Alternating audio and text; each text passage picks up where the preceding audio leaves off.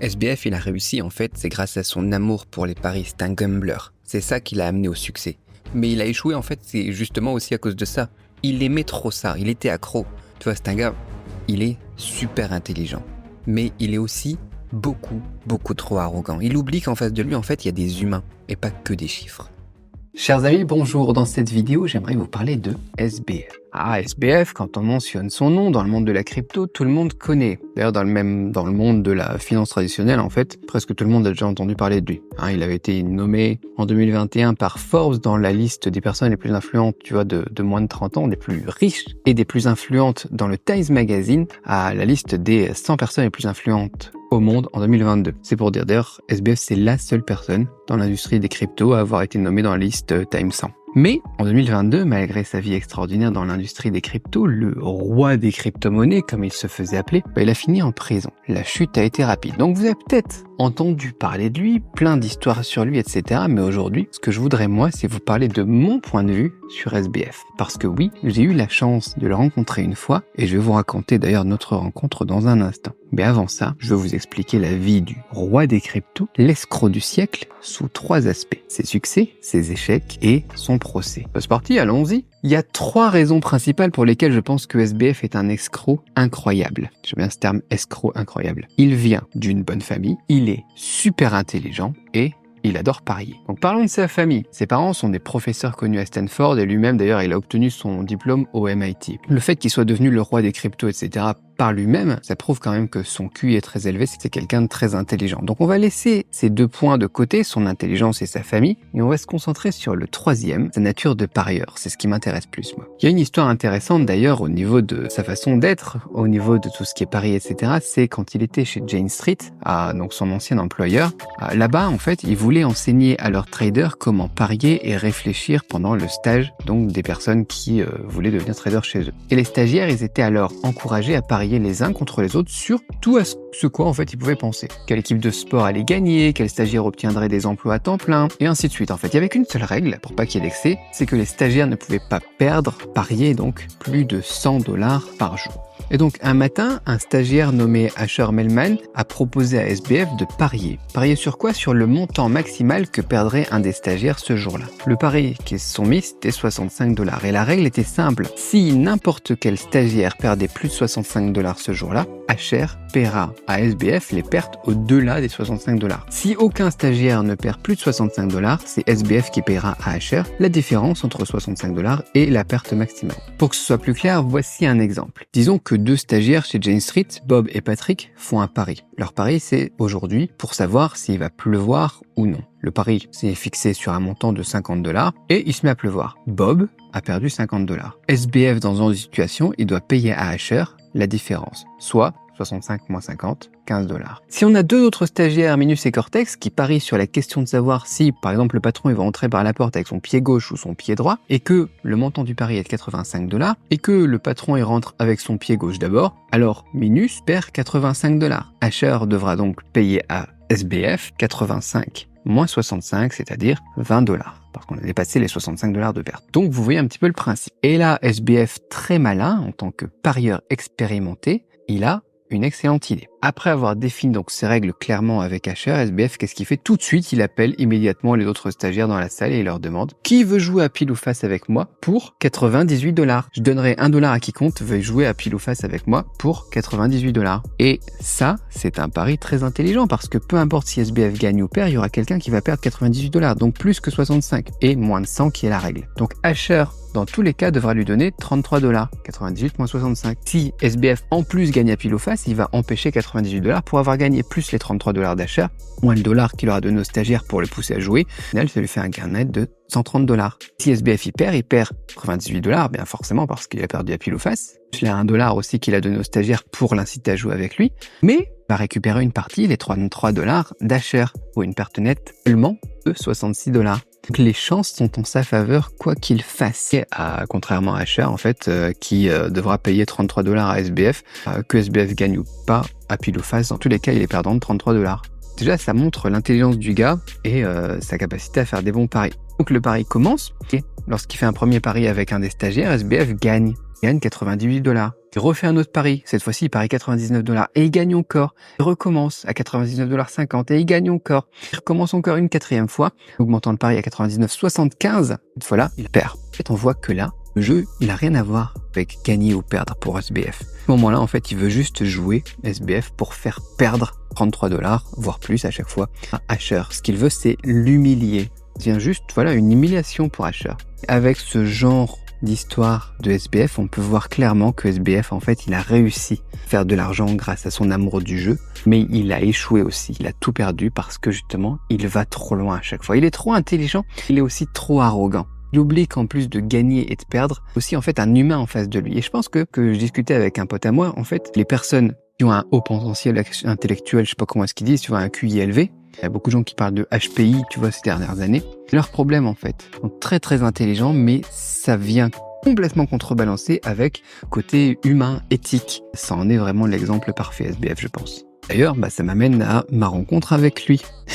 Parce que bon, c'est pas super positif, quoi. Une personne que j'apprécie, je respecte l'intelligence. Franchement, le gars est super intelligent. Bon, peu importe. Dans les détails, c'était en 2016.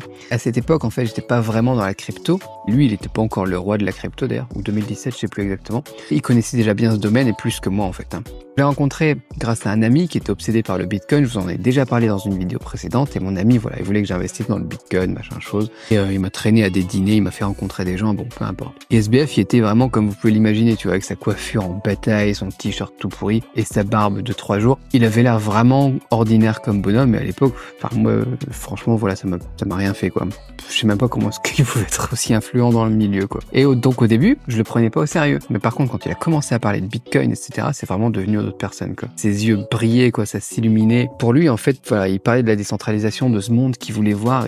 Il disait des choses dingues qui sont moins dingues aujourd'hui, comme que les crypto-monnaies, ça deviendra une monnaie mondiale, etc. Et à l'époque, bon, moi, j'étais très sceptique, tu vois, à propos du Bitcoin et de la crypto en général, tu vois. Quand je le voyais comme ça, s'enthousiasmer, c'était comme mon pote, quoi. Je me disais qu'il était aussi dingue que mon pote, quoi. Mais maintenant, tout d'accord avec lui, et je pense que les cryptos vont devenir une monnaie commune au monde, que le Bitcoin, ça va devenir la référence et la base. Et aujourd'hui, de toute façon, tout le monde est déjà habitué à payer avec de l'argent virtuel. Et ce système des cryptos, en fait, ça devient une réalité petit à petit. Mais je m'égare, voilà. Donc il avait raison, mais voilà. Revenons à notre dîner, revenons à SBF, tu vois. Le gars, il me donnait l'impression d'être un génie, mais super égoïste et super arrogant, en fait. Pendant le repas, à chaque fois que je m'exprimais ou que quelqu'un exprimait une opinion différente, il interrompait, il contredisait, il insultait. Enfin, il y a vraiment ce complexe où t'avais l'impression que pour lui, le Bitcoin et les cryptos, c'était pas pour les gens qui avaient pas un haut QI, en fait. C'était pas pour le peuple. C'était que pour les personnes, voilà, bien placées, intelligentes, qui ont fait des grandes études, etc., quoi. Bon, moi, ça m'a un peu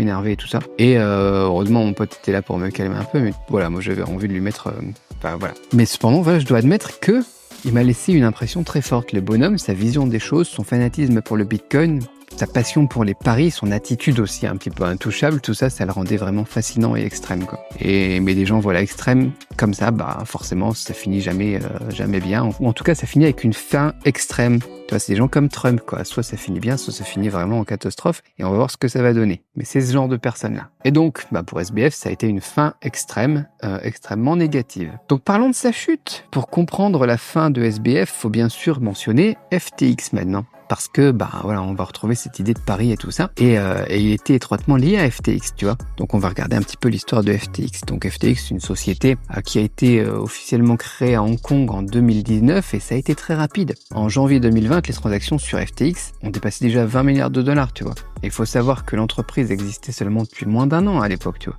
En 2021, FTX, c'est devenu la société de crypto à la croissance la plus rapide de l'histoire. Avec une valorisation de 32 milliards de dollars. Février 2022, ouais. SBF était classé, voilà, parmi, dans la liste des milliardaires crypto de Forbes avec 4,5 milliards de dollars. La liste de Forbes, c'était en 2021, 2022. Parce qu'en 2022, du coup, après, FTX et SBF, ils étaient partout. Le 26 avril, ils ont organisé la conférence Crypto Bahamas avec Salt. C'était un truc de malade. À la cérémonie d'ouverture, t'avais l'ancien premier ministre britannique, l'ancien président américain, le premier ministre, là, le représentant des Bahamas, des champions du Super Bowl, l'ancien président de la CFTC, le PDG d'Ark, Cathie Wood aussi d'Ark, la CIO. C'est de la folie, quoi. Et à ce moment-là, en fait, SBF, je pense pas que lui-même, de toute façon, il pouvait imaginer qu'en novembre de la même année, il allait faire faillite avec FTX et que lui-même, personnellement, il serait arrêté en décembre, quoi. Et du sommet, en fait, il est passé au fond du gouffre, en fait, en 2 ans seulement. Il a fallu 2 ans pour monter tout en haut et ensuite pour retomber, quoi. Encore une fois, ça nous montre le génie et les problèmes. Pour parler de ces problèmes, de ces paris, etc., parlons un petit peu de cette faillite de FTX. Comment est-ce que FTX a fait faillite exactement ? Pour ça, il faut parler d'Alameda Research, une autre société fondée par SBF. Et au départ, cette société de trading, donc le trading d'Alameda, c'était financé par des prêts, des connaissances de SBF. Et quelques semaines après sa création, la plupart des investisseurs ont retiré leur argent. Beaucoup ne savent pas ça. Parce que le fonds, en fait, ne performait pas. Et en tout cas, c'est ce que sa petite amie de l'époque, et ancienne collaboratrice, Caroline Ellison, elle disait. Ce qu'elle dit, Caroline, c'est que SBF, à l'époque, il a dit que la priorité absolue, c'était quoi ? C'était d'obtenir plus de prêts pour Alameda. Et là, il a fait le pari, prendre l'argent de FTX, qui pensait que ça serait une bonne source de financement, de mettre en place, en fait, un système permettant à Alameda d'emprunter à FTX, et de manière illimitée, en fait. Sans garantie requise, sans solde négatif possible, sans appel de collatéral, de marge et compagnie. Donc SBF, il a fait son pari sur Alameda Research, traitant FTX comme une banque avec un flux constant d'argent qu'il pouvait emprunter sans avoir besoin de rembourser. Mais cette banque, c'était l'argent de ses clients. Et ça a été révélé le 2 novembre 2022 par CoinDesk quand ils ont divulgué le bilan d'Alameda. Ça a montré que effectivement, Alameda, ils avaient des actifs, ils avaient donc à eux 14,6 milliards de dollars, mais tout ça en fait dépendait à plus de 30%, à plus d'un tiers des tokens FTT de FTX. Et là, les gens, ils ont commencé à voir la vérité, le poteau rose, tu vois. Et l'empire FTX, il s'est rapidement effondré comme un château de cartes. Et vous connaissez la suite, SBF, il a été arrêté et compagnie. Mais en fait, c'était ça, c'était un pari. Et peut-être que d'ailleurs, si ça n'avait pas été révélé, le pari aurait réussi en fait. Si on était en bull run, que tout allait bien, etc., ils auraient pu faire tourner le truc et éventuellement après rembourser ce prêt. Et je pense que SBF, il l'a vu comme ça. Il s'est dit, je vais emprunter de ce côté-là. Et quand ça tourne bien, ça rembourse. Et puis voilà, ni vu ni connu. Ça s'est pas passé comme ça. Il est allé encore trop loin dans son pari et il a fait les choses en oubliant le côté humain. Il voyait que les chiffres, qu'une source d'argent, etc. Et il a oublié que derrière, en fait, il y avait des investisseurs, etc. Mais en fait, ça va un peu plus loin quand même. Le côté égoïste, égocentrique quand même. Enfin bon, comme je vous disais, il a été arrêté. Et si vous pensiez que c'était tout, non, loin de là. Le procès qu'il y a eu derrière, ça a été tout aussi excitant en fait. Comme mentionné plus tôt, tu vois, il a été accusé par son ex-petite amie, Caroline Ellison. Et Ellison, en plus d'elle, il y a son bras droit chez FTX, Gary Wang, et même son assistant le plus proche, le chef de l'ingénierie chez FTX, Chad Singh. Les trois, en fait, ils se sont ligués et se sont retournés contre lui, alors qu'ils étaient les trois aussi impliqués dans les accusations, quoi. Et du coup, voilà, il y a encore des trucs qui ont continué à être révélés, plus choquants les uns que les autres au fil du procès, c'était de la folie, quoi. Gary Wang, par exemple, il a déclaré que, à la demande de SBF, le 31 juillet 2019, une fonctionnalité avait été ajoutée permettant à Alameda de retirer des fonds directement de FTX. Directement. En d'autres termes, en fait, les privilèges d'Alameda, ils étaient directement inscrits dans le code source de la plateforme FTX. Ils retiraient comme ça des milliards de dollars de fonds clients, pratiquement sans limite et de manière automatique. D'ailleurs, une autre ligne de code garantissait aussi que les positions d'Alameda étaient jamais liquidées, voilà, contournant en fait tout le process de gestion de risque de la plateforme FTX, quoi. Ellison, elle a aussi confirmé qu'Alameda empruntait non seulement aux clients de FTX et utilisait tous ces fonds-là pour investir et rembourser ses dettes, mais là où c'est allé trop loin aussi, c'est que ça servait aussi de distributeur automatique en fait juste pour SBF et les dirigeants, les cadres de FTX pour faire un petit peu ce qu'ils voulaient, acheter des trucs, faire de la fête ou n'importe quoi en fait. Chad Singh, il a révélé qu'en fait ils ont gaspillé des milliards de dollars en dons politiques, en investissements, en projets philanthropiques, en publicité. Par exemple, il a investi SBF 1 milliard de dollars dans l'entreprise de minage de Bitcoin Genesis. Il a mis 499 millions dans l'entreprise d'intelligence artificielle Anthropic, celle qui fait Claude. Il a mis 200 millions dans K5. Il a fait des dons à Biden aussi et d'autres aux politiciens politiques de l'Oregon, là, comment est-ce qu'il s'appelle, Carrick Flynn. Et presque tous ces investissements, en fait, c'était motivé par son propre intérêt. Et là où je dis que ça va vraiment trop loin et qu'on a vraiment ce côté égoïste et égocentrique qui ressort le plus, c'est que, il disait même à ses proches qu'il pensait pouvoir avoir cette capacité de devenir président des États-Unis, SBF. Il disait qu'il avait 5 à 10% de devenir président, en fait. Et là, ça va vraiment trop loin, quoi, le bonhomme. Enfin bon, le 28 mars de cette année, donc on a notre bon vieux juge Lewis A. Kaplan du tribunal fédéral de Manhattan qui a finalement condamné SBF pour fraude, conspiration de commettre une fraude, conspiration de blanchiment d'argent et plein d'autres accusations en fait. Il a été reconnu coupable et il a été condamné à 25 ans de prison et à plus de 11 milliards de dollars de dommages. Et ben c'est un génie qui finit en prison. Et ça, c'est aussi dommage, pun intended. Et bien sûr, l'histoire du SBF prend fin, en tout cas c'est comme ça qu'elle prend fin, du moins pour l'instant avec la prison. En fait, du roi des crypto-monnaies acclamé par des millions de personnes à l'escroc du siècle, en fait, envoyé en prison. C'est vraiment un scénario qui, au final, n'est pas si